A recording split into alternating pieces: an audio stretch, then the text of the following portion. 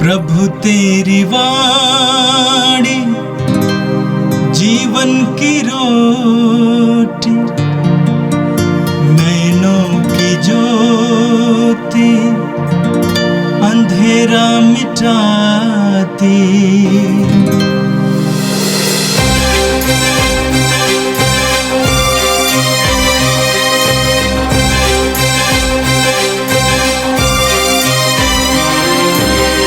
प्रभु तेरी वाणी जीवन की रोटी, नैनों की ज्योति अंधेरा मिटाती। प्रभु तेरी वाणी जीवन की रोटी, नैनों की ज्योति अंधेरा मिटाती। वाणी वाणी वाणी वाणी वाणी पवित्र है, शाश्वत है, जीवन का मन्ना है। 16 जून शुक्रवार। पहला पाठ विधि विवरण ग्रंथ अध्याय 7 पद संख्या 6 से 11 तक। मूसा ने लोगों से कहा, तुम लोग अपने प्रभु ईश्वर की पवित्र प्रजा हो। हमारे प्रभु ईश्वर ने पृथ्वी भर के सब राष्ट्रों में से तुम्हें अपनी निजी प्रजा चुना है।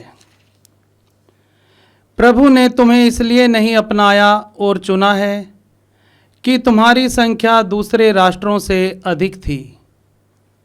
तुम्हारी संख्या तो सब राष्ट्रों से कम थी। प्रभु ने तुम्हें प्यार किया और तुम्हारे पूर्वजों को दी गई शपथ को पूरा किया।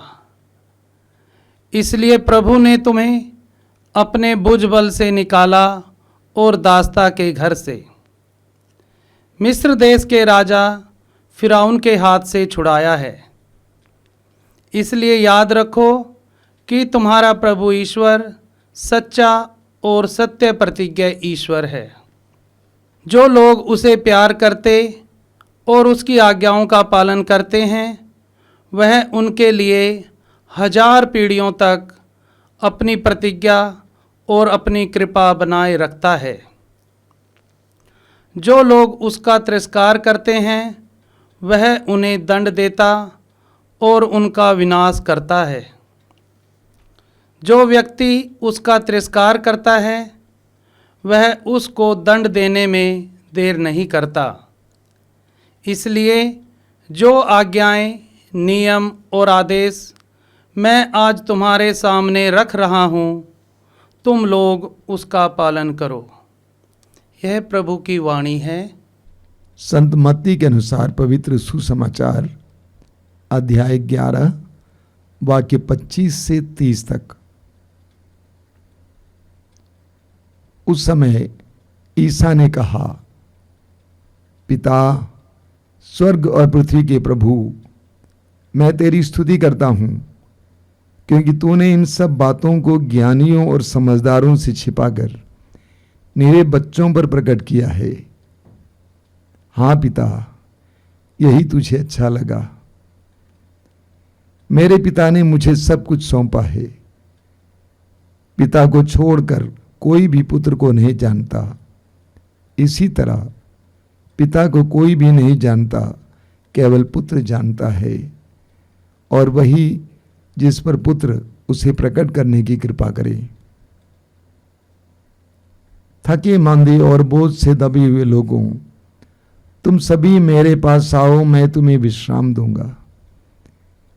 मेरा जुआ अपने ऊपर ले लो और मुझसे सीखो।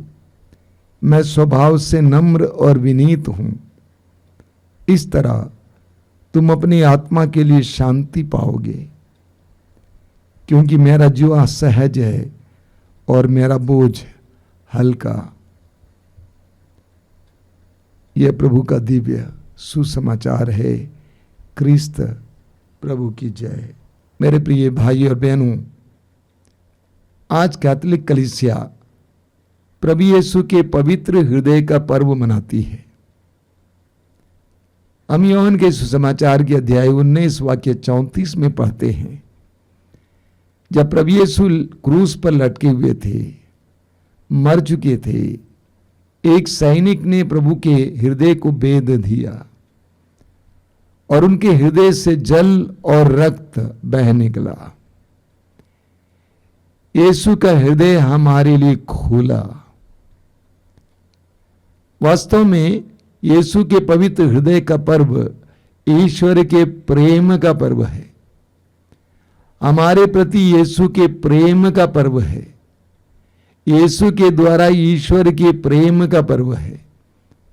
शायद आपने यीशु के पवित्र हृदय की तस्वीर देखी होगी। उस तस्वीर में हम क्या देखते हैं? सबसे पहले यीशु का खुला हुआ हृदय।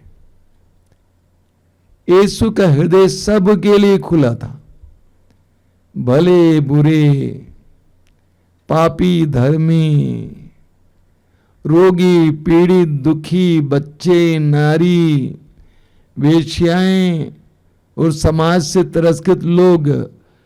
यीशु का हृदय सारी मानव जाति के लिए खुला हुआ हृदय है।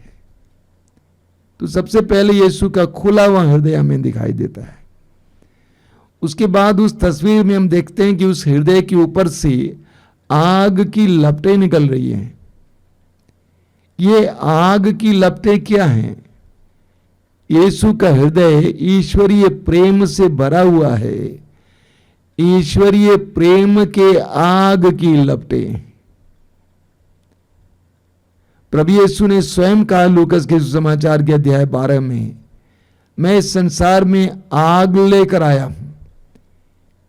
ये विध्वंस की आग नहीं, विनाश की आग नहीं, बल्कि ईश्वरीय प्रेम की आग लेकर। प्रभु यीशु के हृदय से हर मनुष्य के लिए ईश्वरीय प्रेम की आग की लपटें निकल रही हैं। यीशु का हृदय हमारे लिए धधक रहा है।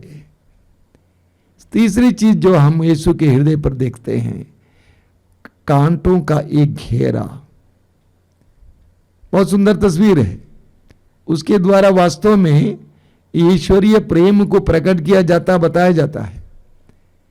कांटों का एक घेरा बनाया गया हुआ है, या कांटों का मुकुट, और वहां से रक्त बह रहा है।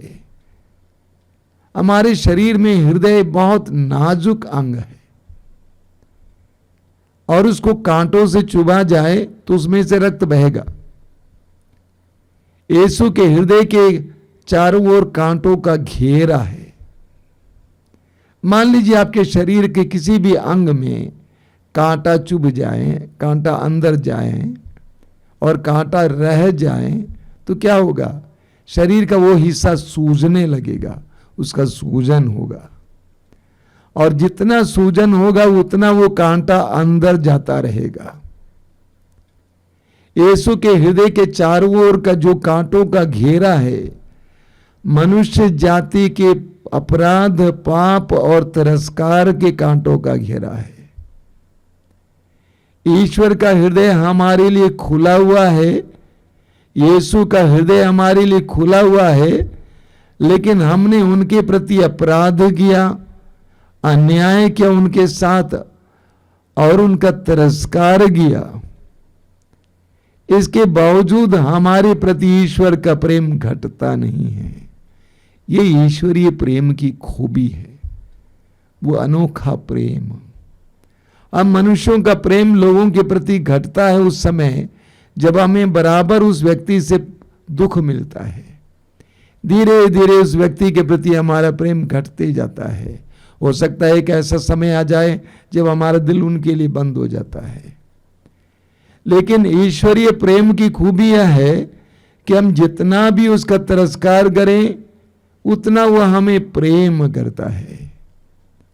यूहन्ना के सुसमाचार के अध्याय 3 वाक्य 16 में आपने सुना है, वचन कहता है, ईश्वर ने संसार से इतना प्रेम किया, बहुत गहरी बात है, इतना प्रेम किया कि उसने उसके लिए अपने इकलौते पुत्र को अर्पित किया, जिससे जो भी उसमें विश्वास करे उसका सर्वनाश न हो बल्कि उसे अनंत जीवन मिले। हमारा पाप, हमारे अपराध, हमारा तिरस्कार हमारे प्रति ईश्वर का प्रेम घटाता नहीं है। वो बढ़ता है। इतना प्रेम किया इस पापी संसार से, उसके लिए अपने पुत्र को, एकलौते पुत्र को अर्पित किया। स्तोत्र 103 वाक्य 11 में लिखा हुआ है, आकाश पृथ्वी के ऊपर जितना ऊंचा है उतना महान है अपने भक्तों के प्रति ईश्वर का प्रेम। ईश्वर का प्रेम अथाह समुद्र की तरह है, आकाश की तरह है जिसका कोई नाप नहीं है। अथाह समुद्र और बिना नाप के आकाश की तरह ईश्वर का प्रेम हमारे लिए है। प्रभु यीशु के द्वारा ईश्वर का हृदय हमारे लिए खुल गया। प्रभु यीशु ने ईश्वर के हृदय की बातों को हमारे सामने रखा। लूकास के सुसमाचार के अध्याय 15 को लीजिए, वहां पर जो दृष्टांत सुनाए गए हैं, उन दृष्टांतों के द्वारा प्रभु यीशु ने ईश्वर के हृदय को हमारे सामने खोल के रखा है। तो न केवल यीशु के का हृदय खुला, बल्कि यीशु के द्वारा, यीशु की शिक्षा के द्वारा, यीशु के बलिदान के द्वारा ईश्वर का प्रेम का रसोद्घाटन हुआ है। ईश्वर का प्रेम हमारे सामने पेश किया गया है। आज के पाठों को सुनिए। आज के पाठ में कितने नाजुक शब्द दिए गए हैं। वचन में हमने पढ़ा विधि विवरण ग्रंथ के अध्याय 7 से वाक्य 6, तुम लोग अपने प्रभु ईश्वर की पवित्र प्रजा हो। हमारे प्रभु ईश्वर ने पृथ्वी भर के सब राष्ट्रों में से तुम्हें अपनी निजी प्रजा नियुक्त किया है। ईश्वर ने हमारे प्रति अपना अनोखा प्रेम प्रकट किया। ईश्वर का प्रेम विशेष करके दुर्बलों, कमजोरों के प्रति विशेष रूप से प्रकट किया जाता है। वचन में लिखा हुआ है, हमारे प्रभु ईश्वर ने पृथ्वी भर के सब राष्ट्रों में से तुम्हें अपनी प्रजा के रूप में चुना है। ईश्वर ने इस्राएलियों को विशेष रूप से चुना और इस्राएलियों पर अपने प्रेम को उंडेल दिया। उसी तरह आज के सुसमाचार में आपने सुना, मत्ती के सुसमाचार के अध्याय 11 उसके वाक्य 25 से प्रभु ने क्या कहा? ईसा ने कहा, पिता स्वर्ग और पृथ्वी के प्रभु, मैं तेरी स्तुति करता हूं क्योंकि तूने इन सब बातों को ज्ञानियों और समझदारों से छिपाकर मेरे बच्चों पर प्रकट किया है। हाँ पिता, यही तुझे अच्छा लगा। ईश्वर ने अपना प्रेम मेरे बच्चों पर प्रकट किया है, अपना ज्ञान मेरे बच्चों पर प्रकट किया है। ये बच्चे कौन हैं? जो सरल हैं, जो सहृदय हैं, सरल हैं, जो कपटी नहीं है, छल नहीं रखते हैं, जो घमंडी नहीं होते हैं, जो अपने को बड़ा नहीं समझते हैं, जो सरल हैं, छोटे हैं, बच्चे हैं, जो ईश्वर की वाणी पर विश्वास करने को तैयार और तत्पर हैं, जो ईश्वर की अधीनता को स्वीकार करने को तैयार और तत्पर हैं, वे बच्चे हैं। आगे वाक्य 28 में प्रभु कहते हैं, थके मांदे और बोझ से दबे हुए लोगों, तुम सभी मेरे पास आओ, मैं तुम्हें विश्राम दूंगा। हम सुसमाचारों में पढ़ते हैं कि प्रभु यीशु के हृदय में उन लोगों के प्रति जो दुखी थे, पीड़ित थे, थके मांदे थे, एक विशेष प्रेम था। प्रभु कहते हैं, थके मांदे और बोझ से दबे हुए लोगों, तुम सबके सब मेरे पास आओ, मैं तुम्हें विश्राम दूंगा। बताइए, इस संसार में किस इंसान ने ऐसा कोई शब्द कहा है? थके मांदे, बोझ से दबे, दुखी, पीड़ित, मेरे पास आओ, मैं तुम्हें विश्राम दूंगा। आगे प्रभु बताते हैं कैसे भी विश्राम देते हैं। प्रभु कहते हैं, मेरा जुआ अपने ऊपर लो और मुझसे सीखो। प्रभु कहते हैं, मेरा जुआ अपने ऊपर लो और मुझसे सीखो। पुराने जमाने में खेत जोतने के लिए बैलों की सहायता ली जाती थी। बैलों को जोड़ने वाली चीज है जुआ, और जुआ हल से जोड़ा जाता था। और किसान बैलों को नियंत्रित करता था। प्रभु यीशु कहते हैं कि मैं एक तरफ रहूंगा, तुम दूसरी तरफ रहो, तुम मेरे साथ जुड़े रहो। अगर तुम मेरे साथ जुड़े रहोगे और मुझसे सीखोगे, मैं तुम्हें जीवन के मार्ग पर चलने की कला सिखाऊंगा। मैं स्वभाव से विनम्र हूं, मैं घमंडी नहीं हूं। ईश्वर का पुत्र होने के बावजूद प्रभु विनम्र थे। प्रभु कहते हैं मेरे साथ जुड़े रहो और तुम मुझसे सीखो, इस तरह तुम अपनी आत्मा के लिए शांति पाओगे। आगे प्रभु कहते हैं ये भी जान लो, मेरा जुआ सहज है और मेरा बोझ हल्का है। मैं तुम्हारे भारी बोझ को अपने ऊपर ले लूंगा और छोटा सा बोझ तुम्हें दे दूंगा। मेरा जुआ सहज है, तुम मुझसे जुड़कर चल सकते हो। जीवन के मार्ग को सरल बनाएगा, आसान बनाएगा। आज के इस त्योहार के दौरान प्रभु यीशु हर मनुष्य का आह्वान करते हैं। प्रभु कहते हैं मेरा हृदय सबके लिए खुला हुआ है, मेरे पास आओ, विश्राम पाओ, मेरे साथ जुड़ जाओ, मेरे साथ चलना सीखो, विनम्र बनो, घमंड में मत रहो, विनम्र बनो, मेरे साथ जुड़ जाओ और जीवन में शांति प्राप्त करो, विश्राम प्राप्त करो। मेरे प्रिय भाई और बहनों, इस पवित्र, इस महान त्योहार के दौरान हम प्रभु के आह्वान को सुने, प्रभु के साथ जुड़ जाएं। आइए हम प्रार्थना करें। प्रभु यीशु धन्यवाद देता हूं इस पवित्र दिन के लिए, धन्यवाद देता हूं इस पवित्र त्योहार के लिए। तेरा हृदय सबके लिए खुला था, तेरे हृदय में सबके लिए स्थान था, कोई भी तेरे पास आ सकता था, किसी को भी तूने अपने से दूर नहीं रखा।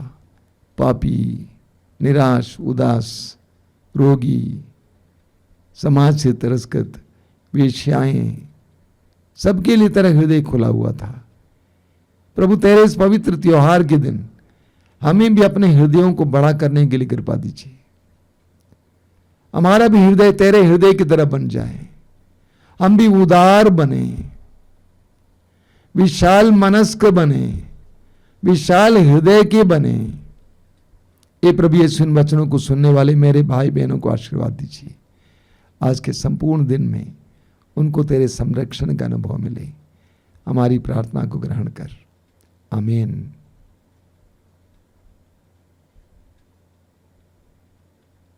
प्रभु तेरी वाणी जीवन की रोटी, नैनों की ज्योति अंधेरा मिटाती। वाणी वाणी वाणी वाणी वाणी पवित्र है, शाश्वत है, जीवन का मन्ना है।